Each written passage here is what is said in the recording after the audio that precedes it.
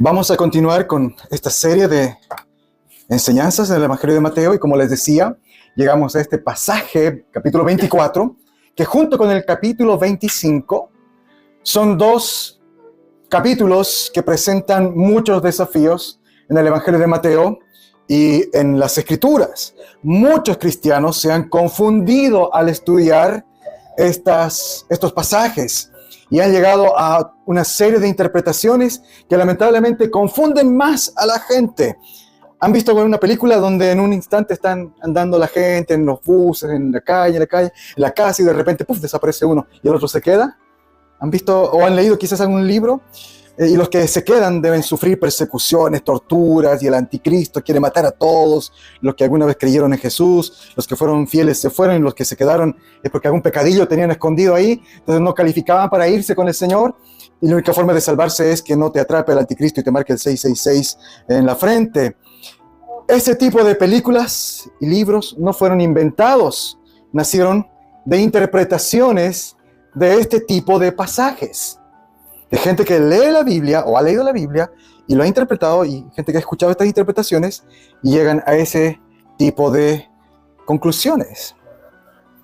El tema del fin del mundo nos produce fascinación, ¿no es cierto? A la gente, reconozcámoslo, a la gente le fascina el tema de los apocalipsis. Si no les fascinara el tema de los apocalipsis, ¿por qué no habrían películas de tantos apocalipsis, ¿no es cierto? Apocalipsis zombie, apocalipsis climático, que los tornados, las inundaciones, libros, videojuegos, el fin del mundo, la Tercera Guerra Mundial, la Cuarta Guerra Mundial, la invasión alienígena, todos son apocalípticos.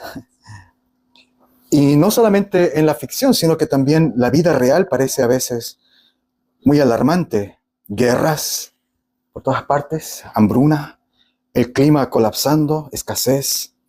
Por eso hay tanta ansiedad, tanto escapismo en muchas culturas. Y mucha gente vive con miedo en todas partes. La gente anda atemorizada y buscando culpables. Porque parece que el fin del mundo está más cerca. ¿No es cierto? ¿Cuántas veces hemos escuchado, se nota que estamos en los últimos tiempos porque tanta guerra? No era así, se nota que estamos. ¿Será así? ¿Será realmente que es así? ¿Es una descripción correcta del mensaje de Jesús esa visión? Voy a predicar varios sermones de estos dos capítulos, capítulo 24 y 25, para explicar lo que la Biblia realmente enseña acerca del fin del mundo. Y mi objetivo es que podamos entender que Jesús nunca tuvo la intención de que sus discípulos tuvieran, escuche bien esto, miedo hacia el futuro. Y mucho menos que sus discípulos estén afanados haciendo cálculos para descifrar cuándo es el fin del mundo. El propósito de Jesús, cuando habla del fin de los tiempos, en Mateo, en los Evangelios, en el Apocalipsis, escucha bien esto, el propósito de las Escrituras es animar, consolar y darnos dirección para los discípulos del siglo I, del siglo II, del siglo III, hasta los discípulos de hoy y los que vendrán en el futuro. Especialmente a nosotros. Ese es el propósito de estos pasajes y espero poder demostrarlo en la exposición. Habiendo dicho eso, oremos antes de ir al texto. Señor, te ruego que tomes mis labios y hables por medio de ellos. Toma nuestras mentes y ayúdanos a pensar tus pensamientos. Toma nuestros corazones y enciéndelos con tu amor, mediante tu Hijo Jesucristo, el Señor. Amén. Amén. Vamos a los primeros dos versos de nuestro pasaje. Recordemos que Jesús ha estado toda esta semana discutiendo, estamos en la última semana de la vida de Jesús en el Evangelio de Mateo. Él ingresó un día domingo montado en un burrito y los eventos que hemos estado estudiando estas últimas semanas se cree que fueron más o menos el día martes. Y el día martes he estado en el templo discutiendo durante todo el día con los líderes religiosos. Fue un largo día. Y ya llegando la tarde, después de haber avergonzado a los religiosos y de respondido sus críticas, y después de haber proclamado unos genuinos y dolorosos lamentos, ay por los fariseos, por Jerusalén, Jesús está listo para irse con sus discípulos a descansar a Betania, que es un pueblo cercano. Ellos no estaban en Jerusalén, se alojaban en Betania. Así que nuestro texto de hoy parte con eso. Jesús está saliendo del templo, donde estuvo todo el día hablando con los religiosos, y se dispone a irse con sus discípulos. Ahora, el camino hacia Betania pasaba por el Monte de los Olivos. Y es sabido que este camino, que pasa por el Monte de los Olivos, te deja en una posición donde tienes una vista privilegiada del templo. Entonces, quiero que te imagines, es un atardecer hermoso. El sol se está poniendo y están saliendo y los últimos rayos de luz apuntan hacia el templo y la ciudad santa de Jerusalén. Y es ahí donde los discípulos miran el edificio magnífico, miran la ciudad y lo comentan, se llenan de admiración. En el pasaje paralelo de Marcos, ellos le dicen a Jesús: mira, maestro, qué piedras, qué edificios. Estaban asombrados. El templo era algo realmente impresionante. Era una edificación gigante. Su magnificencia arquitectónica no tenía igual. No había otro edificio en ese tiempo como el templo. Por eso los discípulos, al verlo en esa hermosa tarde, no pudieron evitar decir: wow, mira este templo. Por eso la respuesta de Jesús los deja plop, ¿no es cierto? Porque la respuesta de Jesús en el verso 2 es: ¿ven todo esto? De cierto les digo que no quedará aquí piedra sobre piedra. Todo será derribado. El templo, este magnífico templo, estas piedras tan grandes de las que está construido, será derribado por completo. Así comienza esta conversación que se va a convertir en un largo discurso de Jesús a sus discípulos. ¿Por qué es terrible que Jesús anuncie que el templo va a ser destruido? El templo y la ciudad de Jerusalén eran mucho más que un tesoro nacional, un monumento, la capital de la nación. Especialmente el templo era el símbolo de la presencia de Dios. La presencia de Dios que habitaba en ese lugar. Pero la profecía de Jesús se cumplió. Al pie de la letra, el año 70 después de Cristo, las legiones del emperador Tito destruyeron el templo por completo. Por eso los discípulos están preocupados. Este templo es magnífico y, de hecho, en los días de Jesús todavía no se había terminado de construir. Estaban en el proceso de terminarlo de construir y Jesús ya anuncia que va a ser destruido. Por eso probablemente quedaron muy asustados y alarmados. Por eso Mateo dice que un poco más tarde, cuando estaban ya solos, en el verso 3, ellos se acercaron a Jesús y le preguntaron: dinos, ¿cuándo? Esa es la pregunta: ¿cuándo sucederá todo esto? ¿Y cuál será la señal de tu venida y del fin del mundo? Y aquí uno que está leyendo la Biblia dice: un momento, a ver, pongamos el freno. Algo que no calza. Ellos estaban saliendo, ven el templo, ¡wow, qué lindo edificio! Jesús dice: muy lindo, pero se ha destruido. Ok, ¿cuándo será el fin del mundo?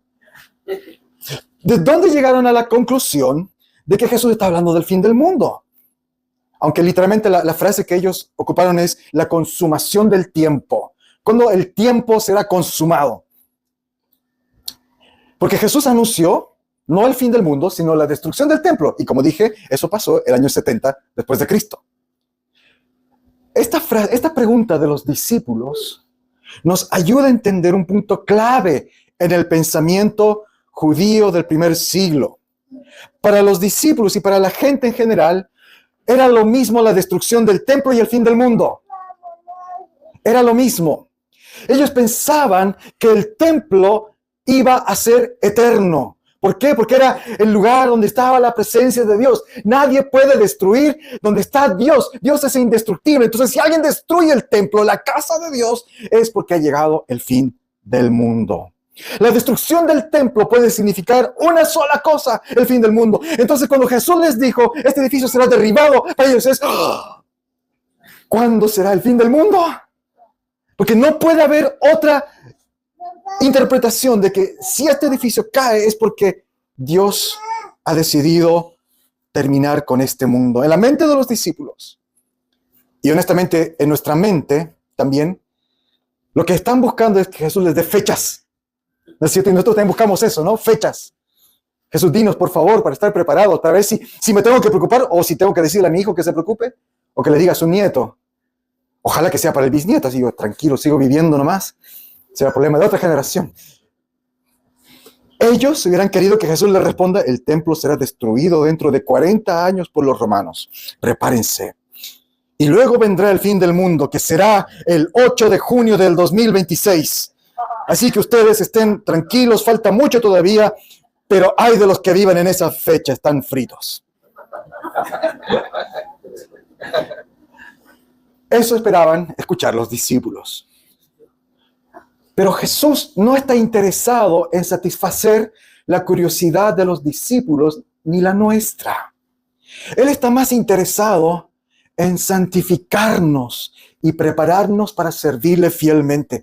Por eso la respuesta de Jesús no apunta a fechas ni a tiempos concretos, sino a una realidad presente para ellos en el primer siglo, pero que también es una realidad futura que pasa por nosotros y llega hasta los discípulos del futuro. Y esto es muy importante entenderlo, hermanos. Porque la gran mayoría de las equivocaciones de este tipo de pasajes es porque los que los leen piensan que se aplica solo al futuro. Pero hay un problema. Hay un problema. Y Jesús mismo plantea el problema en el versículo 34. Sé que no es parte del sermón de hoy, pero si quieres ver en tu Biblia qué dice Jesús en el versículo 34, Él dice literalmente que todas estas cosas de las que está hablando, guerras, rumores de guerras, abominaciones desoladoras, cataclismos, el sol escondiéndose, la luna de rojo, todas estas cosas sucederán en esta generación. O sea, en la generación de Pedro, Juan, Santiago, los cristianos del siglo I, y eso nos complica a todos. Entonces, ¿de qué está hablando Jesús? ¿De una realidad de los discípulos del primer siglo? ¿Del fin del mundo que vendrá más adelante, el 2027? No sé. ¿O de cuándo? Cuando Jesús habla del fin de los tiempos, cuando la Biblia habla del fin de los tiempos, no está hablando de un evento futuro en algún punto de la historia lejano, sino que siempre va a hablar, como Jesús aquí, de una realidad presente y futura. Presente que tiene mucho que ver con los discípulos de hoy y con el futuro hasta su segunda venida. Él está hablando de cosas que sucederán en el tiempo de los apóstoles, que continuarán sucediendo a lo largo de la historia hasta que Él vuelva algún día en el futuro. Y vamos a ver que las señales que Él da son muy fuertes. Todo comenzará con una abominación desoladora. Una cosa terrible, abominable. Seguirá con el templo destruido y continuará con muchos eventos hasta el retorno triunfal de Jesús. Y lo vamos a estudiar en estos capítulos. Pero vamos a nuestro texto, volvamos a nuestro texto. En los versos 4 al 8, Jesús comienza a hablar de estas señales. Estas señales que ellos, los discípulos del siglo I, deben estar atentos. Y nosotros también. Jesús les da una severa advertencia. Les dice que habrá sufrimiento ocasionado por falsos salvadores. Cuídense de que nadie los engañe. Muchos vendrán en mi nombre. Jesús dice que estos falsos cristos engañarán a muchos. ¿Y cuánta verdad hay en estas palabras? La historia de la humanidad está llena de gente que se ha proclamado salvador o profeta o que habla en nombre de Dios. Gente que dice venir en nombre de Dios, que quiere que los demás los escuchen y los obedezcan. Hay muchos ejemplos de estos falsos mesías, no tengo el tiempo de hablar de todos ellos, pero ya desde el primer siglo podemos ver en los escritos de la Biblia que los apóstoles ya comenzaron a luchar contra estos falsos autoproclamados salvadores. Y hay registros históricos. Y así pasamos a lo largo de la historia. En muchos casos, en nuestros tiempos más modernos, pienso en alguien como José Smith y sus famosas planchas de oro, que un supuesto ángel llamado Moroni se lo entregó con una nueva revelación. Pienso en aquellas iglesias o grupos que dicen que si tú no perteneces a este grupo religioso, no irás al cielo. Pienso en el autodeclarado vicario de Cristo, que se sienta en el trono más grande de una de las iglesias más grandes del mundo. ¿Sabes qué quiere decir vicario? La palabra vicario literalmente significa representante de Cristo o el que hace de Cristo. El que hace de Cristo. Cristo humano. No por nada Martín Lutero, mi tocayo, no le tenía ninguna simpatía a este caballero. Todo sustituto del Salvador es un falso Cristo. Aunque no se haga llamar Cristo, pero que en lo práctico busca tener el amor, la lealtad y el control de sus seguidores, es un falso Cristo. ¿Cuántas personas, ideas, grupos se presentan hoy día como la solución, como la salvación a nuestros problemas y necesidades? Si lo piensas bien, incluso un sistema político o una ideología puede convertirse en un falso Cristo. ¿Cuántas personas depositan su confianza, su lealtad a una tendencia, a una ideología, a una persona, a un partido? Cualquier persona o sistema que nos prometa paz, seguridad y salvación puede convertirse en un falso Mesías. Tengan cuidado de esos falsos Cristos, dijo Jesús. Cuídense, porque va a ser una realidad muy potente, que van a surgir muchos que dicen: yo tengo la respuesta, yo tengo la salvación. ¿Quieres ser feliz? Sígueme. ¿Quieres tener paz y prosperidad? Sígueme. ¿Quieres ir al cielo? Sígueme. Otra señal que surgirá para los discípulos del siglo I y para nosotros, dice Jesús, es que habrá guerras y rumores de guerra, versos 6 y 7. Y nuevamente Jesús no está hablando de una sola guerra definitiva que estallará y que una bomba explotará y el fin del mundo. No, Él está hablando de una realidad continua para creyentes del siglo I y que perseverará hasta que Él venga. Y eso es verdad también, ¿no es cierto? A lo largo de la historia, ¿cuántas guerras, cuántos conflictos? ¿Y cuántas veces los cristianos han pensado es el fin del mundo porque lo que estoy viendo es terrible? Sin embargo, el mundo sigue girando y la historia sigue desarrollándose. ¿A cuántos de nosotros nos ha afectado la violencia, las guerras, el dolor y el hambre? Nuestro país vive en tiempos de paz, pero la guerra tiene sus maneras de tocarnos, ¿no es cierto? Desde la profunda división que vemos en gente, algunos a favor, otros en contra, hasta la ansiedad que genera el solo hecho de ver imágenes atroces de destrucción, de muerte, te genera preocupación, ansiedad. Veo noticias de mi país, aquí al lado, Bolivia, que está en una crisis tremenda. La ciudad capital está sitiada, no hay comida. Y nosotros hemos sentido de cerca hace poco la subida de la gasolina por la guerra. Los discípulos también vivieron en un ambiente plagado de guerras y rumores de guerras.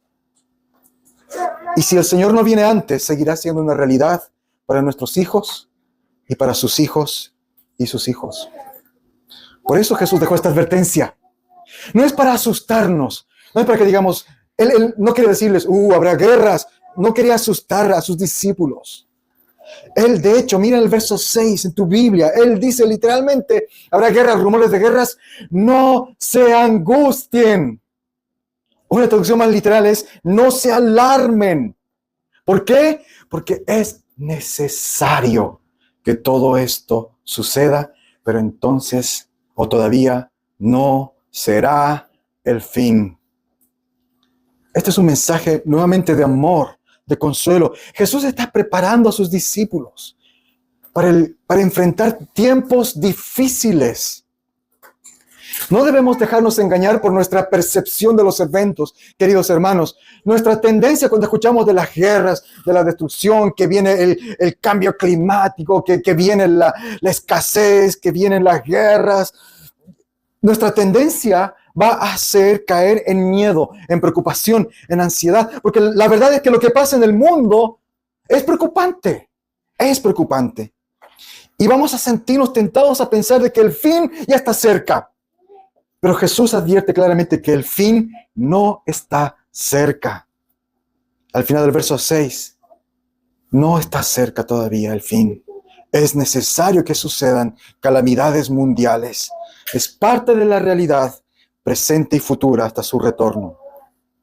Y en el verso 8 Jesús dice, de hecho, que todo esto de las guerras, rumores de guerras, falsos cristos, será solo el comienzo de los dolores. Solo el comienzo.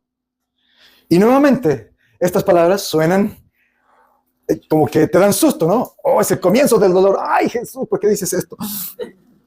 Pero déjame decirte que no es el propósito asustarnos, sino animarnos. Porque Jesús aquí está usando una palabra muy técnica, muy específica. La palabra que se ha traducido dolores en este verso es muy específica. No habla de un simple dolor como dolor de muelas o el dolor de una herida, sino que es una palabra técnica que describe los dolores del parto. Por eso algunas versiones de la Biblia traducen dolores de parto. Es el principio de dolores de parto. Jesús quería que sus discípulos y nosotros supiéramos que todo lo que está pasando alrededor nuestro, por muy duro y difícil que sea y doloroso, no es el final. Que el final no es la destrucción, la muerte, la guerra. El final es vida, es triunfo. Así como hay gozo al final de un parto que al principio comienza con dolor. Al final la mamá tiene a su bebé en brazos y todo dolor se esfuma. Eso es lo que está hablando aquí Jesús. Será doloroso, pero al final habrá valido la pena. Querida iglesia, la paz del cristiano no se basa en que ya no vengan más malas noticias. La paz del cristiano no viene porque vemos en las noticias que ya no habrá más guerras, que han firmado un tratado de paz, que de hecho ahora son amigos y que va a haber prosperidad y que por algún milagro el clima va a mejorar. La paz del cristiano no está en esas cosas. La paz del cristiano está en la presencia de su soberano, de su rey. El alarmismo de los que predican apocalipsis del fin del mundo vende libros y hace películas, pero destruye la fe. No nos dejemos engañar. Jesús nos está llamando a la fe, a confiar en su presencia con nosotros. Y eso nos lleva a los versos del 9 al 13, donde la advertencia de Jesús es más fuerte todavía acerca del sufrimiento. En los versos 9 al 11, él dice que los discípulos serán perseguidos, entregados para tribulación, dice el verso 9. Nuestras Biblias han traducido esa palabra como torturados, pero la palabra literal que Jesús ocupa es tribulación. Y muchos piensan que esta gran tribulación es un periodo de sufrimiento que aumentará cerca del fin del mundo. Pero Jesús claramente dice que la gran tribulación es para los discípulos del siglo I y los que vendrán. Jesús dice que sus discípulos van a sentir la ira de la humanidad. Él dijo que en todas partes seremos odiados por causa de su nombre. Jesús está diciendo a sus discípulos, prepárense, porque el resultado de que ustedes se declaren mis seguidores y que prediquen mi mensaje no va a ser que sean populares y amados. Todo lo contrario, los van a odiar, los van a perseguir, los van a matar. El mundo odia a los cristianos por ser seguidores de Jesús y por proclamar su mensaje. Esto me hace preguntarme y me hace ver con gran preocupación cuando veo a iglesias hoy día, líderes cristianos que son celebrados por el mundo, artistas cristianos que reciben premios, Grammys, que aparecen en galas, premiados por instituciones del mundo. Según Jesús, su iglesia será despreciada por el mundo, no premiada, mucho menos celebrada o festejada. No nos dejemos engañar, querida iglesia. Si permanecemos fieles a Cristo, si permanecemos fieles a su palabra, el mundo no va a festejar, no nos va a felicitar, ni nos va a recibir con alegría. Nos va a odiar. Preparémonos. Y también pidámosle al Señor valor para ser fieles. Qué pena es que muchos hoy día buscan ser recibidos con cariño por el mundo y buscan celebrar con el mundo. En los versos siguientes Jesús va más allá todavía, porque dice que no solamente serán los no creyentes los que nos odien, sino que también habrá gente dentro de la iglesia que odiará a los fieles seguidores de Cristo. Mira el verso 10 de tu Biblia. Jesús dice que habrá muchos que se apartarán. Unos a otros se traicionarán y se odiarán. Y esto es una realidad que vivieron los discípulos del primer siglo, del segundo, del tercer siglo, del cuarto, quinto, hasta el día de hoy. Los que se acercan a la fe solo buscando su propia comodidad, o para solucionar una necesidad muy particular, o porque está de moda, o porque es bonito, o porque me siento bien. Cuando vienen las pruebas, cuando viene la tribulación, cuando llega la hora de sufrir por Cristo, estas personas les resulta más fácil darle la espalda a Jesús. Es más fácil alejarse de Jesús para evitar el sufrimiento. Y al hacerlo se ponen en contra de Cristo y en contra de los discípulos. La Biblia va a decir que este tipo de gente nunca fueron verdaderos discípulos. Estaban con los discípulos, se hacían llamar discípulos, pero no fueron realmente discípulos. Y esta es una advertencia fuerte para todo creyente. Lo que me lleva a pensar, querida iglesia, debemos trabajar nuestro amor fraternal como iglesia. Debemos amarnos con sinceridad, amar a Cristo. Pero nuestro amor debe provenir del amor de Dios. Si nos amamos entre nosotros solamente por temas superficiales, me cae muy bien Diego porque le gusta Juego de Tronos como a mí, qué bacán, es mi amigo, vamos a ver, y también El Señor de los Anillos, vamos a vernos todas las películas del Señor de los Anillos, vamos a hacer el Club del Señor de los Anillos San Juan. Y tengo esta relación especial con mi hermano porque tenemos afinidad con un tema. Cuando venga la prueba, va a ser más fácil darle la espalda. Por eso debemos amarnos con el amor de Cristo. El amor de Cristo. Y por eso el llamado del verso 13 es poderoso. Jesús dice, resistan hasta el fin. El que se mantenga firme hasta el fin será salvo. Los verdaderos discípulos van a pasar por pruebas de tribulación, por los sufrimientos del mundo, por las ansiedades de las guerras, por los falsos cristos, y no le van a dar la espalda a Dios, y tampoco le van a dar la espalda a su familia en la fe. Esos son los verdaderos discípulos de Jesús. Querida iglesia, es doloroso sufrir el desprecio del mundo. Es doloroso vivir en un estrés casi constante por las guerras, los problemas. Y es doloroso cuando vemos que hay división en la iglesia. Y a veces cuando hay desprecio, rechazo en aquellos que una vez dijeron ser nuestros hermanos. Es doloroso. Pero la palabra de Dios nos asegura que esta es una realidad presente y que en ese sufrimiento el Espíritu Santo nos va a sostener y nos va a mantener firmes, a perseverar. Así que no caigamos en la desesperación ni en pensar que todo está mal, porque es parte de la realidad y Jesús lo está advirtiendo. Y para concluir, vamos al último verso de nuestro pasaje, el verso 14, que habla de la misión incontenible, imparable del reino. Jesús dice que la gran señal de que la iglesia vive fielmente en estos días de tribulación es la proclamación del evangelio a todas las naciones. Y este es otro pasaje que también ha sido mal comprendido. He conocido a muchos cristianos que han leído este versículo y que se relajan pensando que la segunda venida de Jesús o el fin del mundo está muy lejos. ¿Por qué? Porque sacan su mapa del mundo y dicen, este país, este pueblo no ha recibido el evangelio, entonces el evangelio no ha sido proclamado a todas las naciones, a todos los pueblos, todavía falta para que el Señor vuelva. Nos libramos. Será un problema para mis nietos. Menos mal que falta mucho para el fin del mundo, porque hay zonas geográficas que no han escuchado el evangelio. Pero esa lectura tiene un error.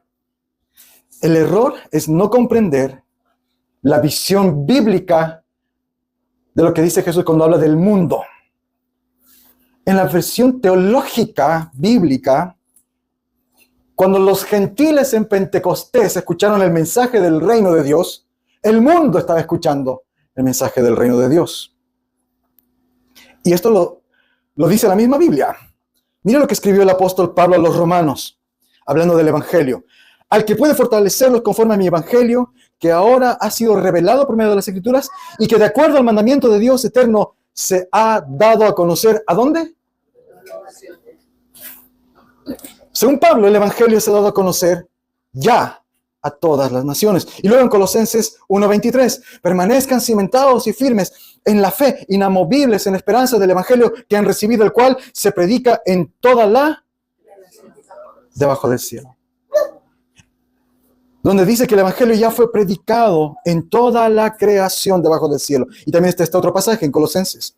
Han sabido de esto por el evangelio, que es la palabra de verdad, y que ha llegado hasta ustedes, así como a todo el mundo. Claramente en la visión de Pablo, el evangelio ya ha sido predicado a todas las naciones, a todo el mundo. Entonces, el Señor Jesús, querida iglesia, puede volver cualquier momento. Ven pronto, Señor Jesús. No hay una tarea inconclusa que lo retiene para volver. Habiendo dicho eso, creo que hay otro error más grande al leer el versículo 14 de Mateo 24.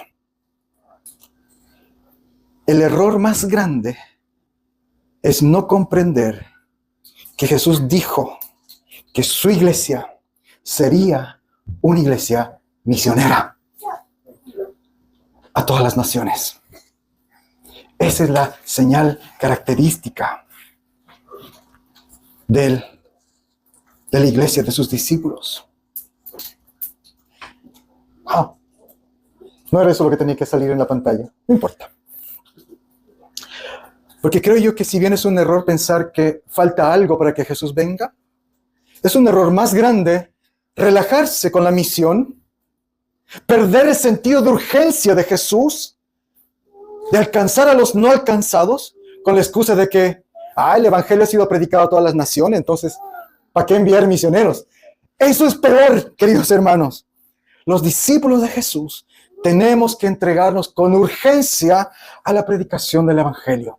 Tenemos que orar por aquellos pueblos que no han escuchado el mensaje del evangelio. Tenemos que orar por los misioneros. Tenemos que apoyar la labor misionera.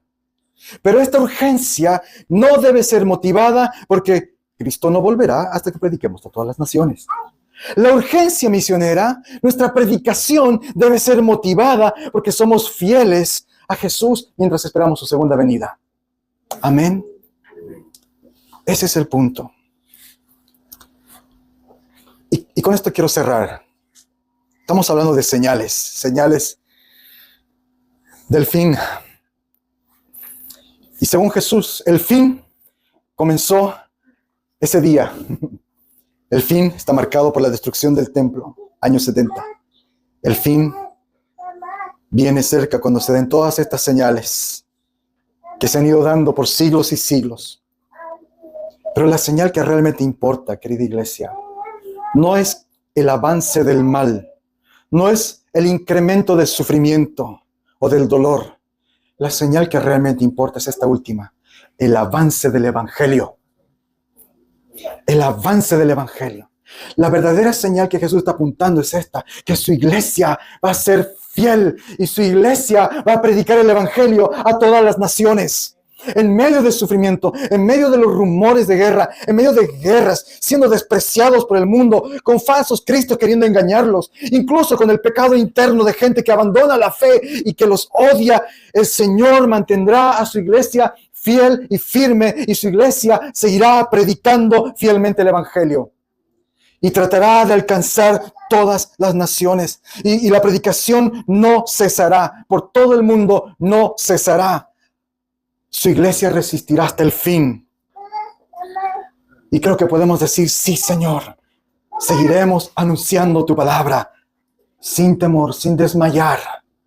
buscando alcanzar a todos con el mensaje de que hay un solo camino para llegar al Padre, Jesucristo el Señor. En ningún otro hay salvación, porque no hay otro nombre bajo el cielo dado a los hombres en el cual podamos ser salvos, solo en el nombre de Jesús. Ese es el Evangelio. Por tanto, iglesia, no tengamos miedo. No necesitamos sacar un préstamo para comenzar a construir un búnker, porque viene el fin del mundo. Prediquemos el Evangelio. El mensaje apocalíptico no es para asustarnos, es para animarnos a predicar más, a ser más fieles. Apoyemos las misiones, amémonos mutuamente, seamos fieles a Cristo, soportemos el sufrimiento. No mires los titulares de prensa con miedo, míralos a través de la lente del Evangelio. No mires el futuro con miedo, míralos a través de la lente del Evangelio. Jesús ya dijo que estas cosas iban a pasar. Él está en control. Él está en control. Les dejo un par de preguntas, o una pregunta para meditar y conversar. Así como los discípulos tuvieron miedo cuando Jesús les dijo que ese magnífico templo iba a ser destruido, Dios permite que las cosas que consideramos indestructibles en nuestras vidas se derrumben. Pregunta: ¿en qué piedras o edificios estás apoyando tu seguridad hoy? ¿Cómo te hacen sentir los eventos del mundo y la sociedad, las guerras, los rumores de guerras, el odio del mundo, el desprecio de gente dentro de la misma iglesia? ¿Cómo te hacen sentir?